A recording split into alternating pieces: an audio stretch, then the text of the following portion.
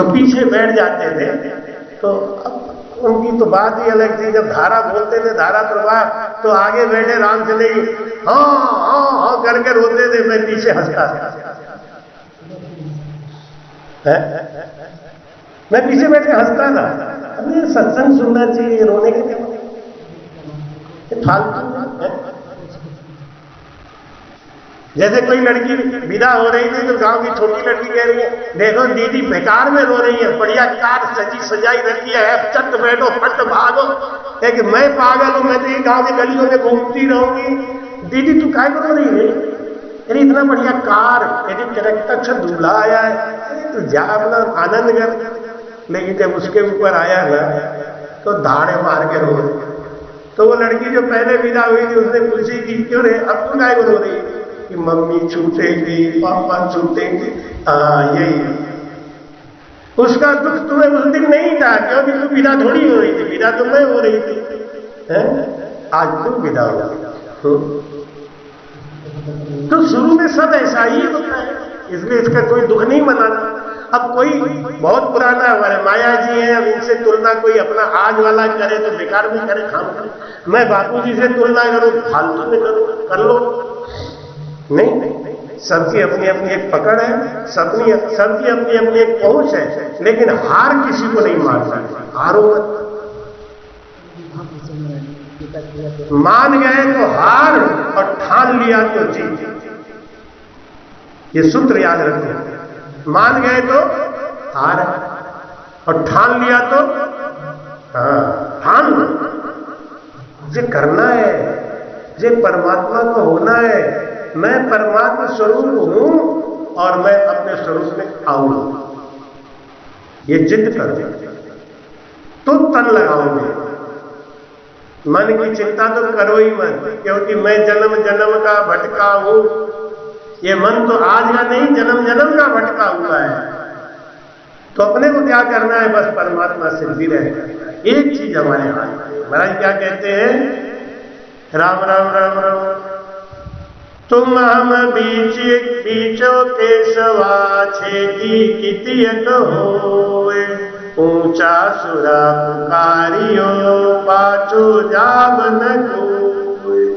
हेला दे साइया जन के पड़ी कटूक।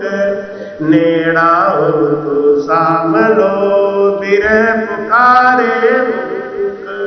बोलो राम। महाराज कहते हैं कि ऐसा विरह अपने अंदर आवे कि हे प्रभु, मैं दिन रात आपका ध्यान कर रही हूं, दिन रात आपका भजन कर रही हूं, लेकिन आपका दर्शन क्यों नहीं हो रहा है, आपका सुख मुझे क्यों नहीं आ रहा है। अब कोई घर हो तो मैं आपसे मिल लूं जाके। देह स्थूल न रूप के घर गांव न काया। किसबिन मेला कीजियो त्रिभुवन पतिराया।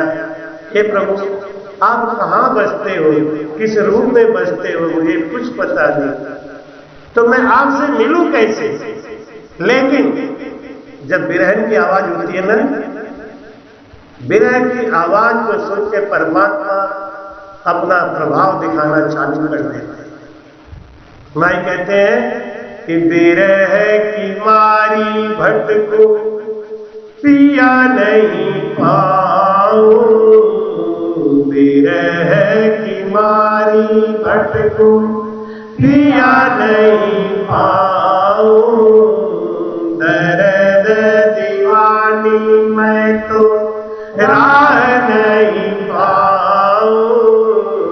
दर्द दीवानी मैं तो राह नहीं पाऊं। ज्ञानी ध्यानी संत कहे, ज्ञानी वो है चित चोर रे। कैसे करूं सुरती शब्द को प्यारो योग रे। कैसे करूं सुरती शब्द को प्यारो। भेद नहीं जानू करूं विनती कर जोड़ रे। कैसे करूं सुरती शब्द को प्यारो योग रे।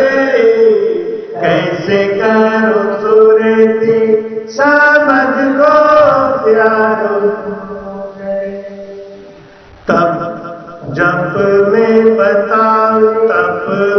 बतावे नाम, जप में बतावे रे, जप में बतावे नाम, जप में बतावे रे, व्रत में बतावे कोई धाम भटकावे रे, व्रत में बतावे कोई धाम भटकावे, कथा में सुनावे, कथा में सुनावे, कहे पियाई सिधौर रे, कैसे करो सुरति शब्द को प्यारो योग रे, कैसे करो सुरति शब्द को प्यारो योग रे,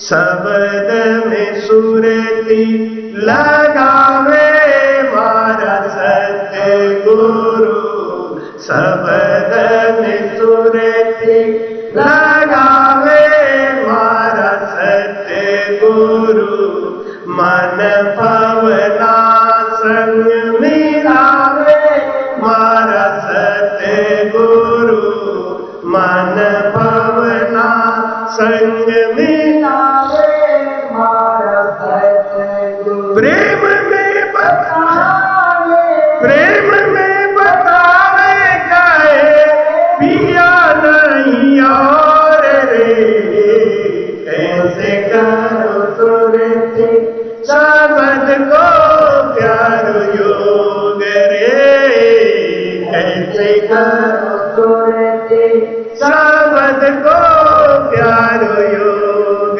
रे, द्वादश कमल के सेज पे सोऊं, द्वादश कमल के सेज पे सोऊं, पिया संग खेलो लाज जगत की खोऊं, पिया संग खेलो लाज जगत की खोऊं, खारो लाग जग सब, खारो जग सब, अनुभव को जोर रे, ऐसे करो शब्द को प्यारो योग रे, ऐसे करो सुरति शब्द को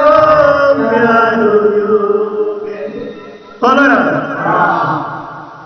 बिल बिलती बिरहन तिरे, तू ही तू पुकार, पपैया ल्यू ल्यू रे अंतर दर्द अपार, मैं रोगी थी पीव जी तब लग भूख न प्यास, जब लग कदे न बोलिया जीव हमारे, मैं जब तक रोगी थी, रोगी का मतलब मेरे अंदर काम क्रोध लोभ मोह सब भरा पड़ा था, तब तक मुझे भजन की चाहना नहीं थी,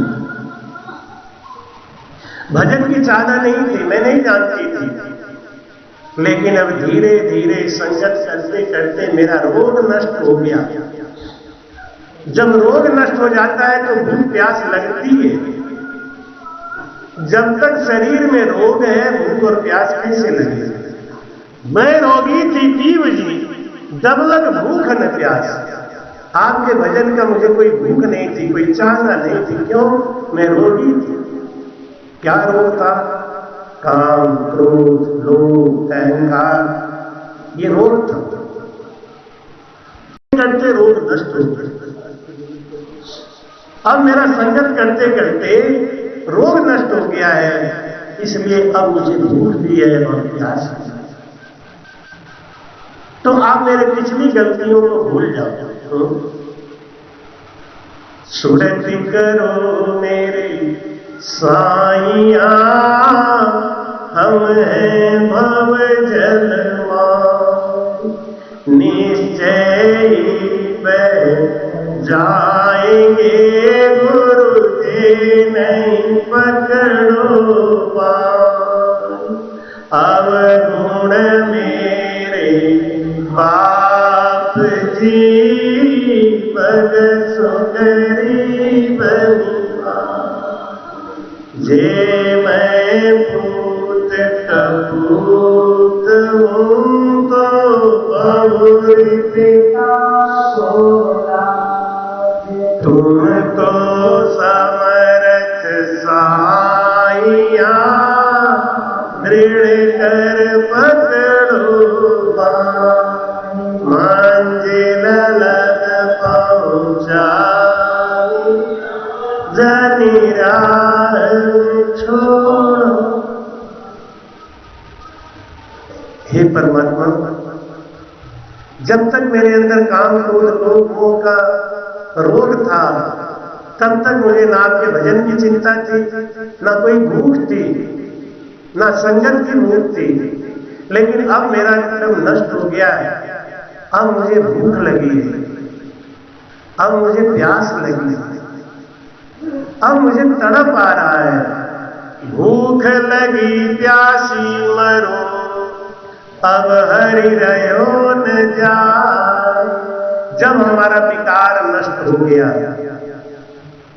जब हमारा रोग नष्ट हो गया, अब परमात्मा की चाहना पैदा हो गई, तड़प पैदा हो गई। लेकिन इस तड़प को तो आप ही पूरा करोगे, आपके अलावा दूसरा कौन है? पति किसको कहते हैं मालूम है?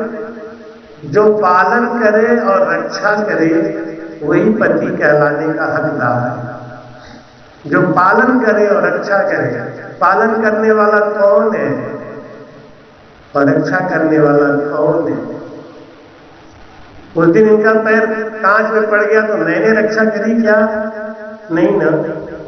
इसका मतलब मैं पति कौन हूं? शरीर का, आत्मा का पति तो वो परमात्मा है, जिससे मिलने के लिए आत्मा तड़प रही है।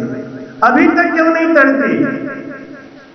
क्योंकि सद्गुरु नहीं मिले, ज्ञान नहीं मिला, संगत नहीं मिली। हम समझ नहीं पाए हम क्यों आए संसार में। करमेती बाई को इतने दिन तक नहीं समझ में आया और जब दर्पण देखा तो सब समझ में आया। वहां कौन सा ज्ञान सिखाया था किसी ने करमेती बाई को? कि त्याग, इतना बड़ा त्याग। राजपाट गई, सब सुख सुविधा को त्याग गई, एक धोती लेके वो वन में निकल गई, जंगल चली गई। किसने सिखाया था? फूली बाई को गुरु महाराज ने सर पे हाथ रख के कह दिया, बेटा राम राम कहो। कबीर साहब को रामानंद जी महाराज ने हाथ रख के कह दिया, बेटा राम राम कहो। आज हम लोग दिन रात खाली फिलॉसफी पढ़ते रहे, ये ऊंचा कि ये नीचा कि ये चल कि आड़ा चल कि तिरछा चल कि बाएं चल। सीधा कोई नहीं बताता कि प्रेम कर, सहज भाव आ जा, सरल हो जा। इतना सरल हो जाओ, इतना मुलायम हो जाओ, परमात्मा अपने आप ही तुम्हारे में आ जाए। एक कठोरता, ये भजन के लिए है कि भाई कठोरता है तो भजन करो तो ये नम्र हो जाए। अगर इस पैमाने पे तौल देना ईमानदारी से, एक थर्मामीटर लगा के, पता चला सबको डायबिटीज है।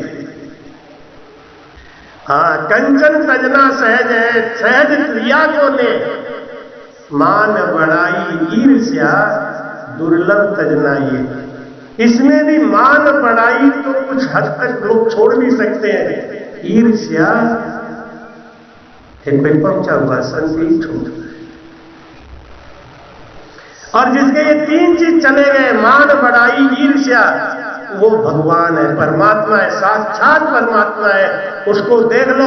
महाराज कहते हैं, हरजन बोलते ना महाराज जी कि 8 पहर 64 घड़ी हरि नाई विसारे, सो साधु संसार में बहुता हंस। वो तारने वाला है, वो तार देगा है? वो चीज आनी चाहिए, मुलायम, समता। इतने इतने शाक्त बन जाओ, इतने शाक्त बन जाओ।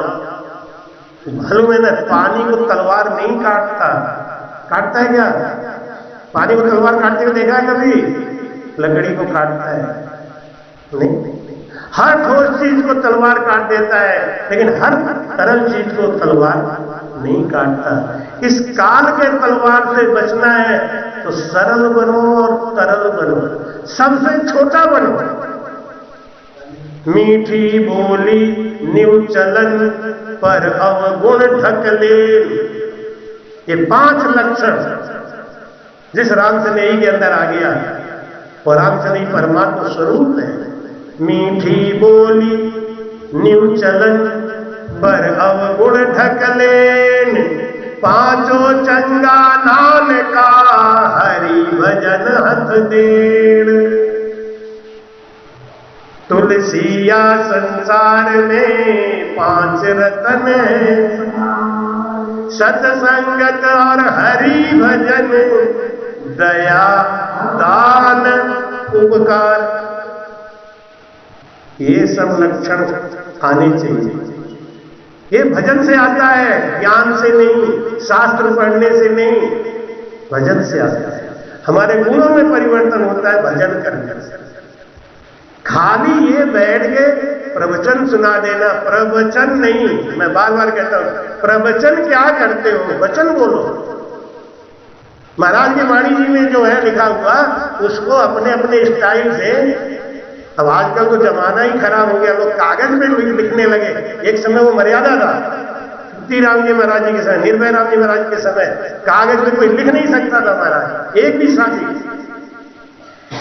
हमारे गुरु जी महाराज ज्ञानसी भाई इतने सख्त थे, ये लोग साखी कैसे याद करते थे? स्लेट पे लिखते थे और लिखने के बाद स्लेट रख देते थे और उसको याद करते रहते। जब याद हो जाता था ना, तो उस साखी को पानी से धो के पी जाते थे। ऐसा ऊंचा भाव रखते थे, तब उनके अंदर भक्ति आई, तब वो संत बने थे, तब वो संत बने थे। इतना बड़ा बड़ा त्याग, इतना बड़ा भाव। एक किसी भाई जी ने हमसे पूछा कि महाराज आप रामसनेही कैसे बन गए? आपके यहाँ रामसनेही का कैसे पता चल गया? आप कौन होते? इतना ऊंचा ज्ञान यहाँ शेठ साहब क्या जो है वो आप क्या कैसे पहुंचा? हमने कहा उल्टी भाषा पूछ रही है, समुद्र से पूछ रही है कि तुम गंगा जी को कैसे लिए बैठे? हम रामसनेहियों को कोई ये भी नहीं बताता कि हमारा ओझू क्या है। इतना गुमराह कर देते, इतना कुएं का मेढक बना देते हैं, पकड़ के बांध के, हिलना मत, इधर देखना मत, इधर देखना मत, नहीं परिवर्तन धर्म नष्ट हो जाएगा, ऐसा कुआं जैसा बना देते हैं। अरे महाराज बिंदास छोड़ो, बिंदास करने दो भजन, भजन में लगाओ, भजन में उनको जोड़ो कसाकस करके।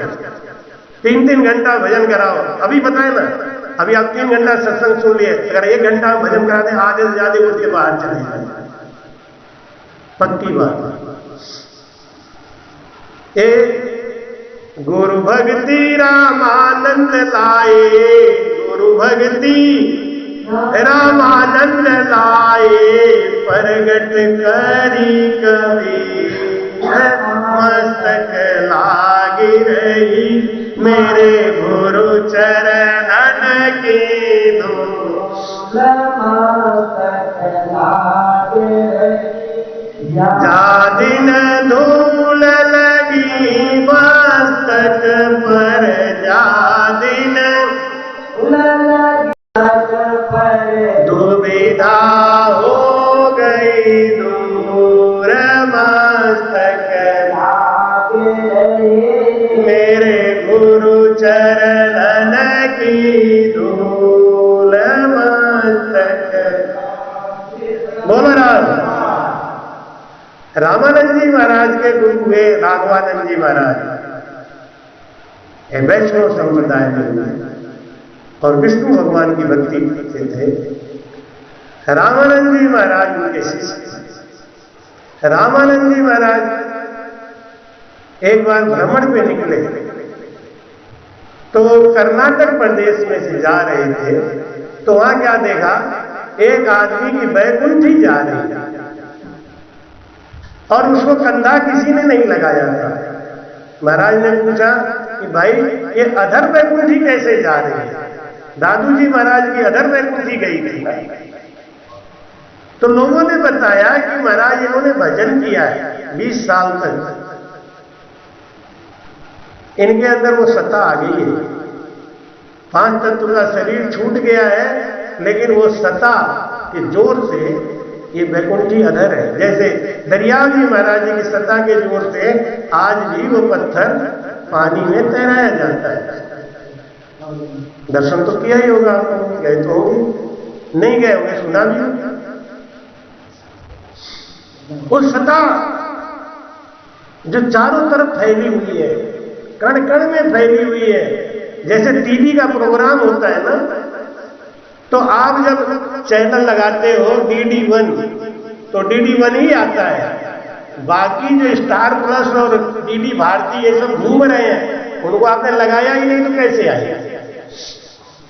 लेकिन जैसे ही चैनल बदल दो, खट एल, अब ये आने लगा, नहीं, अब फिर चैनल बदल दिया, खट, अब ये आने लगा, अब समाचार आने लगा, अब नाच कूद आने लगा।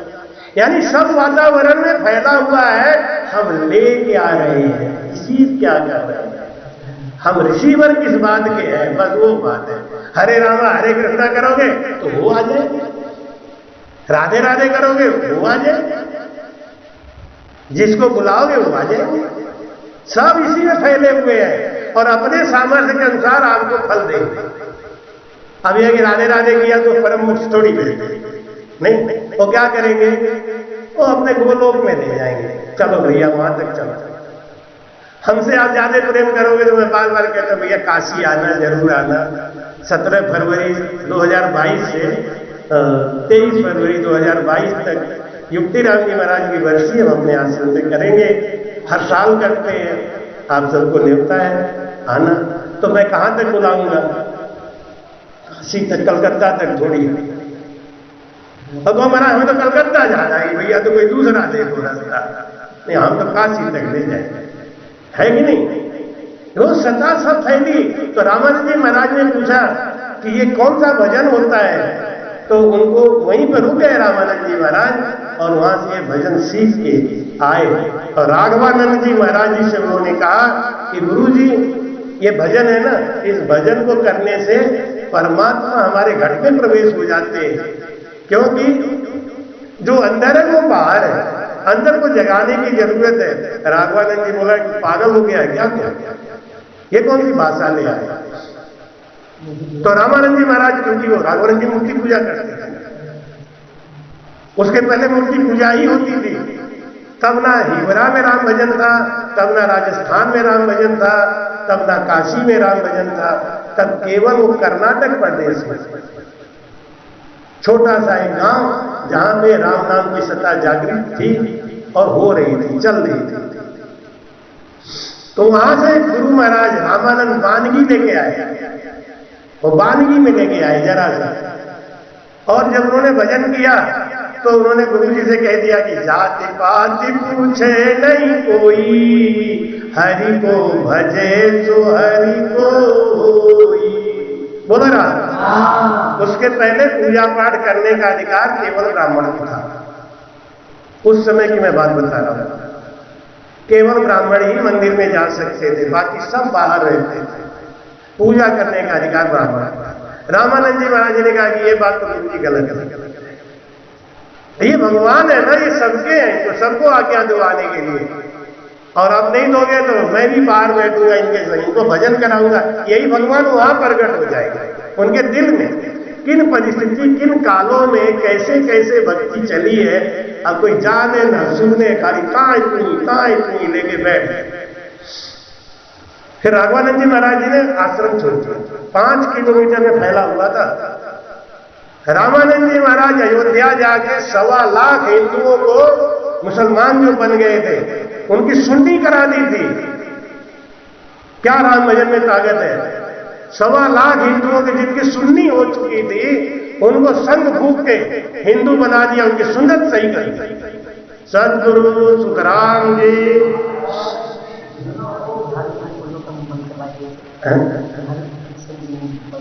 ऐसा पराक्रम था रामानंद जी महाराज जी के अंदर। 14 कजिया टैक्स लगाया था मुसलमानों ने। रामानंद जी महाराज जी रोज कहते थे कि ये कजिया हटाओ, कजिया हटाओ, नहीं हटा रहे थे। एक दिन जब सब मुसलमान अल्लाह ऐसे बोले, उसी से संग बजा दी रामानंद जी महाराज, सबके मुंह फटे रह गया। पूरे काशी में जितने मुसलमान नमाज पढ़े थे सबका मुंह बंद हुआ ही नहीं। खबर गई दिल्ली, दिल्ली से वो बादशाह ने कबीर साहब से कहा कि अपने गुरुजी को पटाओ, उनको मनाओ। कबीर साहब बोले, मेरे गुरुजी को कौन पटा सकता है, आप ही आओ। बादशाह दिल्ली से चल के आया काशी। उस बादशाह ने प्रणाम किया गुरुजी को। गुरुजी ने पर्दा डाल दी, म्लेच्छ का मुंह नहीं देखना है क्योंकि अभक्ष खाता है, देखो मुंह नहीं देखना इसे। बादशाह था और उनको बोला पर्दे के अंदर से महाराज जी ने कि 14 टैक्स हटाओ तभी इनका मुंह खुले बंद होगा, और नहीं तो कल की शाम को पूरा हिंदुस्तान का मुंह खुला रहेगा, और तब देखना क्या होता है। और समझ गए पराक्रम संतों का, और उन्होंने 14 कजिया टैक्स तुरंत हटा दिया। तो गुरु भक्ति रामानंद लाए, उन्हीं की एक चेली थी जो जयपुर के राजा से ब्याही हुई थी। जयपुर के राजा का जो गुरु था वो नाथ संप्रदाय का था। तो चमत्कारी, कान फड़ा गए, बड़ा बड़ा कुंडल पहने, आंखों में काजल लगाए, और वो सब थाम झाम दत्तात्रेय के जमाने का, वो कहते हैं ना वो नाथ संप्रदाय, नाथ संप्रदाय का, जैसे गोरखनाथ जी, मचंद्र नाथ जी, इनमें पराक्रम बहुत। तो वो कहता था कि हमारे गुरु को गुरु बना लो। वो क्या कहती कि मेरे गुरु तो रामानंद जी महाराज है, मैं भजन करती हूं और भजन से ऊंची कोई चीज है नहीं, इसलिए मैं इनको गुरु नहीं बना सकता। राजा बोला कि अगर मेरी धर्म पत्नी बन के रहना है तो इनको गुरु बनाना पड़ेगा। रानी ने प्रार्थना भेजा काशी, महाराज जी से निवेदन किया कि मेरे धर्म की रक्षा करो। तो महाराज जी ने कहा कि कौन जाएगा? अनंतानंद जी के शिष्य कृष्ण पयारी जी महाराज, उन्होंने कहा मैं जाऊंगा। वो आए राजस्थान, जयपुर के किले का दरवाजा बंद हो चुका था, वह नाथ संप्रदाय का वही मठ था। तो उन्होंने सोचा कि साधु है, साधु के पास रहना ठीक है। बाहर उन्होंने अपने कलाव जला लिया, धूनी जला ली, वहीं बैठ कर अपना रामधुनी करने लगे, अपना भजन। एक ही काम, एकांत मिले, रामधुनी चालू। मठ के अंदर से साधु लोग आए, उन्होंने देखा ये कौन आ गया, ये तो राम राम करे, अभी गुरुजी आएंगे तो हमको डांटेंगे। नहीं हे बाबा उठो, यहाँ से उठो उठो। नहीं भैया हम तुम्हारा क्या बिगाड़ रहे हैं? नहीं, ये विधर्मी लोग होते हैं ना, बिना बात के साधुओं से लड़ जाते हैं, धक्का मार देते। अब साधु बेचारा क्या है, जितना जानता है उतना बता रहा है, इतना क्यों नहीं बता रहा, इतना क्यों नहीं? भैया उसके आगे तू बता दे, हम तो मना कर रहे था, नहीं तू ही आ जा। नहीं, लेकिन ये विधर्मी होते ना, उनको कहते ना खेले न खिलाए, वो खेल बिगाड़े। दुविधा हो गई दूर मस्तक, मेरे गुरु चरणन की धूल मस्तक। बोलो राम। रामानंद जी महाराज के गुरु हुए राघवानंद जी महाराज, वैष्णव संप्रदाय में हुए और विष्णु भगवान की भक्ति से थे। रामानंद जी महाराज उनके शिष्य। रामानंद जी महाराज एक बार भ्रमण पे निकले तो कर्नाटक प्रदेश में से जा रहे थे, तो वहां क्या देखा, एक आदमी की बैकुंठी जा रही है और उसको कंधा किसी ने नहीं लगाया था। महाराज ने पूछा कि भाई ये अधर बैकुंठी कैसे जा रही है? दादू जी महाराज की अधर बैकुंठी गई थी। तो लोगों ने बताया कि महाराज इन्होंने भजन किया है 20 साल तक,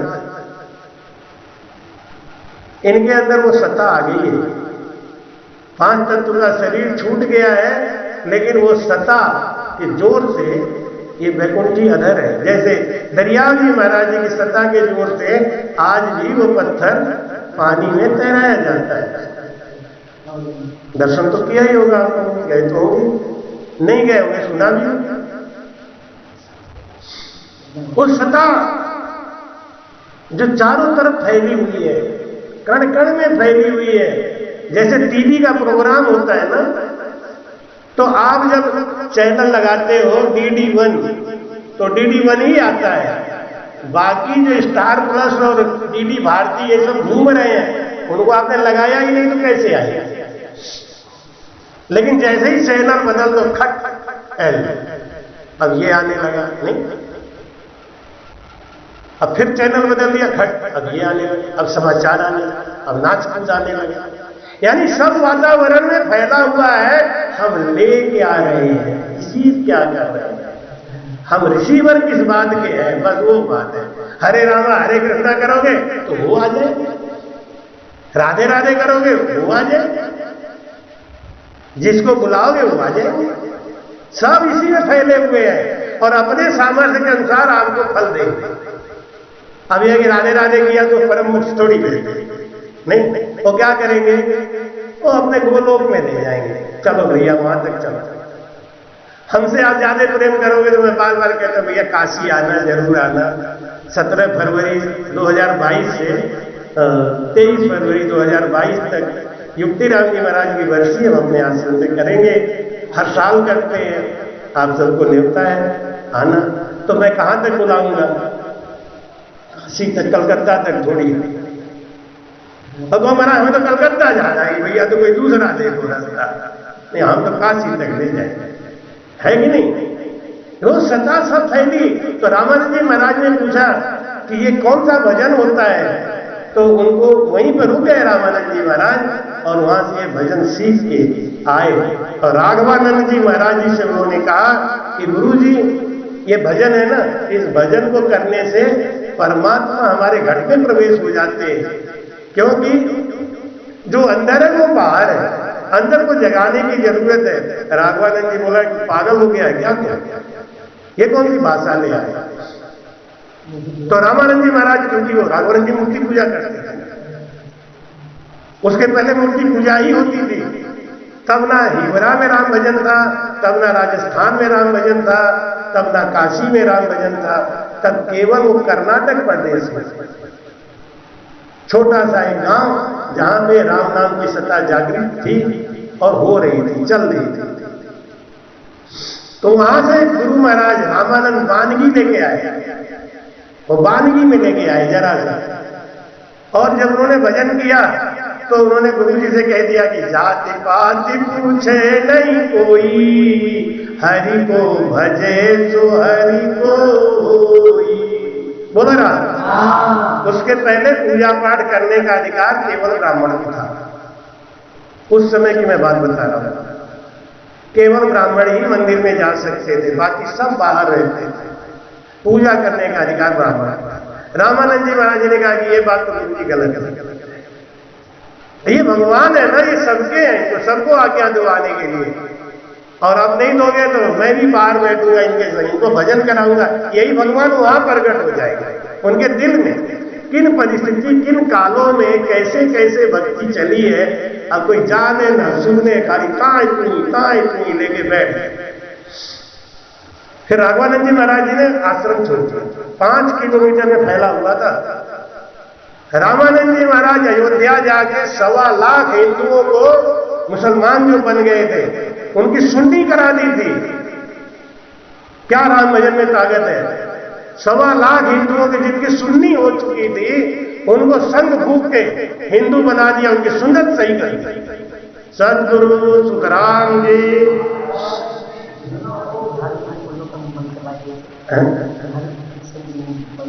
ऐसा पराक्रम था रामानंद जी महाराज के अंदर। 14 कजिया टैक्स लगाया था मुसलमानों ने। रामानंद जी महाराज जी रोज कहते थे कि ये कजिया हटाओ, नहीं हटा रहे थे। एक दिन जब सब मुसलमान अल्लाह ऐसे बोले, उसी से संग बजा दी रामानंद जी महाराज, सबके मुंह फटे रह गया। पूरे काशी में जितने मुसलमान नमाज पढ़े थे सबका मुंह बंद हुआ ही नहीं। खबर गई दिल्ली से, वो बादशाह ने कबीर साहब से कहा कि अपने गुरु जी को पटाओ, उनको मनाओ। कबीर साहब बोले मेरे गुरु जी को कौन पटा सकता है, आप ही आओ।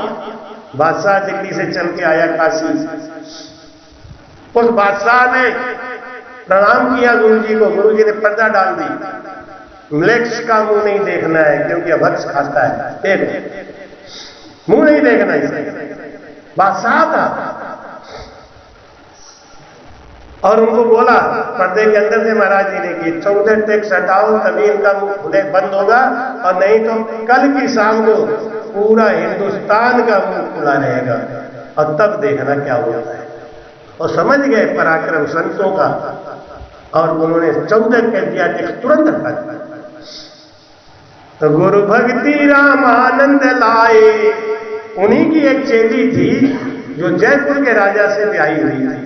जयपुर के राजा का जो गुरु था वो नाथ संप्रदाय का था।